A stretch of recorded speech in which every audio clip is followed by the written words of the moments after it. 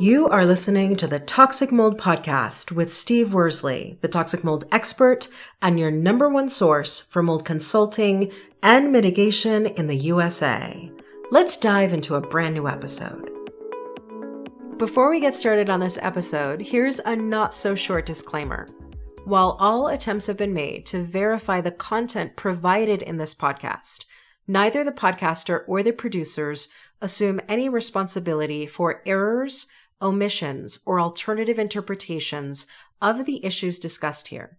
All information stated in this podcast is the opinion of Steve Worsley. Steve Worsley is a mold specialist with over 25 years of experience in the construction and mold industry. The Toxic Mold Podcast is for information sharing purposes only. The views expressed are those of the podcaster and his alone. These views should not be taken as expert instruction or commands. While there may be references to medical conditions and symptoms, all podcast episodes are the opinion of Steve Worsley, and any medical questions or concerns shall be addressed with the appropriate licensed medical professional or professionals. As the podcaster refers to different mold types, please be aware that Steve Worsley is not a microbiologist, and questions concerning mold specifics should be answered by the appropriate professional. Steve isn't, nor does he offer any legal advice. For any legal advice, you must speak with a lawyer. The listener is 100% responsible for his or her own actions. You can check out Steve's books on Amazon. Just go to Amazon and search for author Steve Worsley. You can also take Steve's courses on Udemy or Skillshare, and you can find out more about those at cnccontractorservices.com. Now, let's get to the episode.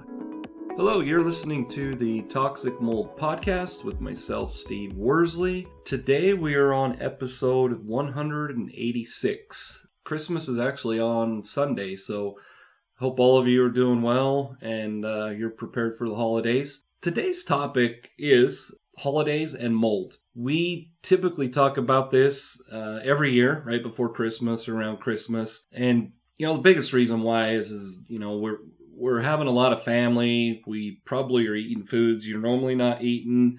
You're probably in places that, for the most part, you don't spend a whole lot of time the rest of the year. So maybe you're over at your in-laws or cousins, siblings, parents, could be anywhere. So that's why we like to just talk about holidays and mold. Something that most people don't think about when you're experiencing mold sickness is, where are you being exposed? A lot of times you just assume, well, it's at my house. There was this water stain from a tub leak a couple of years ago and it hasn't really been fixed right. My spouse says he's going to fix it, or she, and at the end of the day, you just haven't fixed it. So you just naturally would assume that the mold exposures happen at your own home. A lot of times I'm not saying that's not the case, but a lot of times you could be exposed to mold in many different places. Could be in your car, could be at work, could be at school, and then going back to the holidays, it could be at your in-laws, your aunt's house, your grandmother's. There's a lot of places that obviously you could be exposed to mold. Some of you may be traveling, so you're on an airplane. Airplanes, I'm not going to say this in a very confident way, but I'm fairly confident that airlines are pretty good about air quality. I know, with COVID, they said, when I say they, the experts said, airplanes were probably safer than many other places, even though you're in close proximity to other passengers. But it's because, the filtration systems they have on those airplanes. So, if you're on an airplane, my point is I'm not going to say it couldn't happen, but it's not likely that it's an airplane. But you could be in an Uber or wherever. You could be in a Airbnb. You could be anywhere, a hotel, and that could be where you're being exposed. So that's why at this time of year, it's something we like to talk about, just because, a lot of people are traveling a lot. Like I said, you're eating foods. There are foods you can eat that actually can produce mycotoxins in your body. Keep that in mind. That's something that's really important with toxic mold sickness or any mold sickness.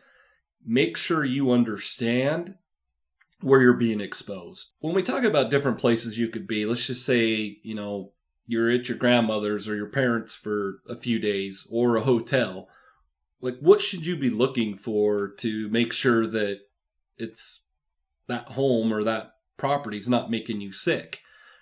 The biggest thing we always talk about for mold prevention is elevated humidity levels. Those obviously can be monitored with the humidity gauge. You can purchase those for really, really cheap. You can get, a decent one for less than $10. And they're small. You can take them with you when you travel. It's something that, in my opinion, you should take with you. I would keep one always in your, bathroom travel bag. But anyhow, if you have that humidity gauge, you can have it in the room you're staying in at your parents' or the hotel room. That humidity should never be higher than 50%. So that's a really great tool that's inexpensive that you could use to really monitor. I wouldn't say mold levels. That doesn't tell you if there's mold, but if there should be mold concerns. Mold has to have 60% humidity for the mold to become viable and start reproducing. That's when the mold spores start to spread. If it's below 60%, it's not viable. It's what we call a non-viable state. You can call it dormant. I never call it dead because mold, in my opinion, is never dead. But it has to have that humidity over 60%. Once it's below that, it goes into the non-viable state. It's still there. It's just not growing and getting larger. So keep that in mind. That's why humidity levels are very important. Let's just say you're at your parents' house. You're, traveling with your spouse, and maybe you have young children. Where should you, if you have a little humidity gauge, where should you put that? To me, it would be wherever let's just say one of your children has asthma. I would keep that in their room that they're staying in and just kind of monitor it. You don't need to make a big deal. You don't have to tell your mom or your dad, like, hey, I listened to this guy on iTunes and he has this podcast and he's really big on mold prevention. And so I'm going to make sure that your home's safe. You got to be obviously careful the approach you use with whoever's home you're staying in, but you wouldn't even have to let them know. It's just a little small humidity gauge. You can monitor that. Another area that obviously, and I see it all the time, my wife knows that when we go into a hotel, one of the first places I look is the areas adjacent to the tub or the shower. It's typically on that wall just above the floor level. I'm always looking for mold concerns there. Bathrooms are obviously a very hot spot for mold. And sometimes it could be from our bad habits. Maybe, kids are splashing all the time in the tub. So that's, creating a moisture intrusion event, making the walls, the floors wet. It could be also just a defect. Maybe the shower door is not sealed properly. It could be many things. But my point is sometimes it can be you that's causing it, and then you can be the one that prevents it. Sometimes you can't. One thing that we always talk about next to, humidity gauges and elevated humidity levels is ventilation. That's, if you were to ask me, what's one thing that we could do to make sure there are no mold problems, I would say ventilation. But also I understand that you can't always ventilate everything properly. In a wall cavity, how do you ventilate that? Typically you couldn't, but why would the elevated humidity be a concern? Well, in a wall cavity, it would probably be because something's leaking. So the whole point is lack of ventilation is something that we see all the time that leads to mold infestations. And I always say, if you would have had proper ventilation, it would have prevented these concerns. So keep that in mind too. When you're taking showers, we all have different preferences when it comes to showering, how long we're going to shower, what the temperature of the water is. A lot of that would contribute to the high humidity levels. And, most people think that those fans, they're typically a fan in a bathroom, or I shouldn't say typically.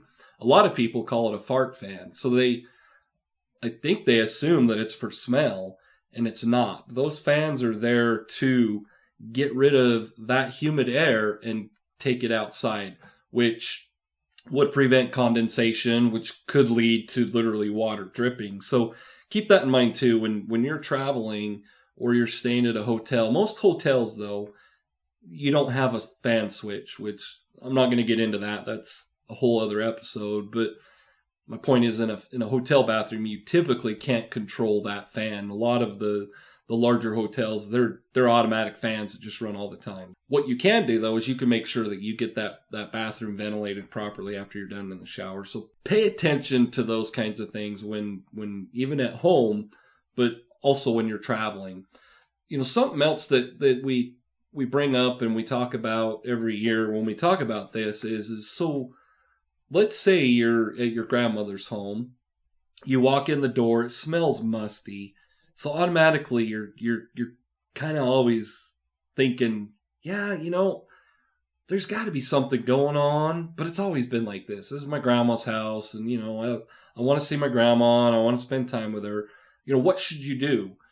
And that one's a tough one to answer. Like I said, we talk about it every year. Sometimes it's a good excuse to not go to the in-laws, but sometimes it might be somewhere you want to be. How would you approach that? Would you go to your father-in-law and say, hey, I listen to this guy. He has a podcast. He talks about high humidity and smells, and I think you got a mold problem.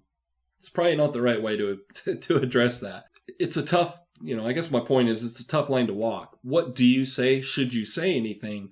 That obviously is all based on your relationship. If it was, let's just say it's your brother's house, you go over there and you're like, hey man, just so you know, like it smells really musty in here, and the humidity seems high. Like, has that ever been a concern? And if your brother blows you off, is like, oh, it's fine, it's always been this way, then at the end of the day, it's his home. There's not much you can do. But on the other hand, you're making him aware of, hey, there could be a concern. So my point is be careful how you approach people when you want to address a mold issue, because, and I say this all the time, my wife and I always say, approach is everything. And if you go to your mother, father-in-law, and you're kind of snarky and have just a tone of voice where you come across like he's just complaining or she's just complaining, like we can't do anything right. They think we got mold in our home, so there's another reason they don't want to come over. Just be careful how you approach it, because like I said, we all look at it differently. We hear all the time. Last week we were talking about mold testing. We hear all the time how people just say, oh, mold's naturally present. You're a hypochondriac. It's not that. And then you have other people that go overboard when it comes to mold concerns. So just make sure you know who you're dealing with. So one thing before we wrap this up is another thing that comes up during the holidays is Christmas trees. And it's something that, we talked in my newest book, I talk about a scenario where, we had to figure out, and I mentioned it last week, we had to figure out, was it the hay that was making the client sick? Was it plants in their home? Was it anything in the home because they had just moved into a new place? Like, what was making them sick? Was it really mold, or was it something else? Christmas trees are, some of you might have artificial ones, and you would say, well, that doesn't matter. We have a fake tree, so that can't cause mold. That's not necessarily true. Where you store that tree all year round could determine whether it's moldy or not. And I know you would think, well, I put the tree up and I put all the ornaments on it and it's fine. I know there's no mold on that. Well, you don't know for sure. Obviously, mold spores are microscopic, but you could be storing that Christmas tree in a humid area or, right underneath something that's dripping in your storage shed that could have a mold concern. So don't just assume because it's a fake tree that you can't obviously have mold concerns. But mainly when I think about Christmas trees, I lean more towards you went down to the Boy Scout lot and you bought a Christmas tree there and it's a live tree. You've got to water it, so that could cause concerns. Don't always assume that it's mold, because somebody in your home or yourself, you could have an allergy to that type of pine tree. Keep that in mind when you think about Christmas trees. If you seem to not be having issues most of the year, and then all of a sudden you guys put up a Christmas tree and you're sneezing, you have headaches, there's, just negative health effects, you could be allergic to that tree. Or another scenario that we see, and I talk about a lot when we talk about plants and water bowls for your dogs, you could be overwatering it. Let's just say that the Christmas tree's on carpet in that stand. Maybe you have a younger child that they love to water that tree. They could be overwatering that, and that's obviously introduce some moisture to the carpet and then the pad and then the subfloor. So you have all the cellulose materials there. You have, it's likely that it could be elevated humidity. So that could cause a mold concern. So keep that in mind when you have Christmas trees. I'm not saying don't use them. We all love them. But make sure you're monitoring, especially if it's a live tree, you're monitoring the water. If you're getting sick, maybe it's the type of tree you have. Maybe you can just take antihistamines and you're fine. So keep that in mind with Christmas trees. So here's my call to action. Christmas is going to be on Sunday. I hope all of you are ready for that. If you don't celebrate it, happy holidays. But be aware of your surroundings. That's something that, we get caught up in our everyday hectic lives and we think, man, I'm just too busy. I don't even think about that. But be aware of your surroundings. That's something that I think a lot of people overlook. Maybe they're being exposed to mold at work and they don't even pay attention to the ceiling right above them. That ceiling could have water stains and it's causing mold concerns. So pay attention to your surroundings. We do have, CNC Contractor Services, as you know, I'm not real good on the tech side of this stuff, the digital side, but we're doing a lot of new things trying to digitize CNC Contractor Services. And something that we're working on right now, hopefully it'll be available soon, is we have digital bundles. And what those are they're all going to be priced differently, but they're actual worksheets and bundles of information that's really important. It's a lot of the content I'm putting in those bundles are things that I talk about and consult with a lot of my clients.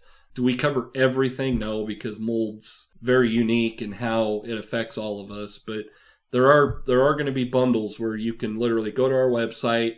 I believe the lowest price one's going to be like $39. You can literally purchase that bundle, and it's going to give you a lot of important information when it comes to, like mold sickness, mold discovery, how to choose who your mold inspector is going to be, what to do if you have mold concerns. So there's going to be a lot of information that, you can literally just go purchase, and then you can download that digital bundle, and you're going to have worksheets and checklists and everything you need. So, you can go to my website, cnccontractorservices.com.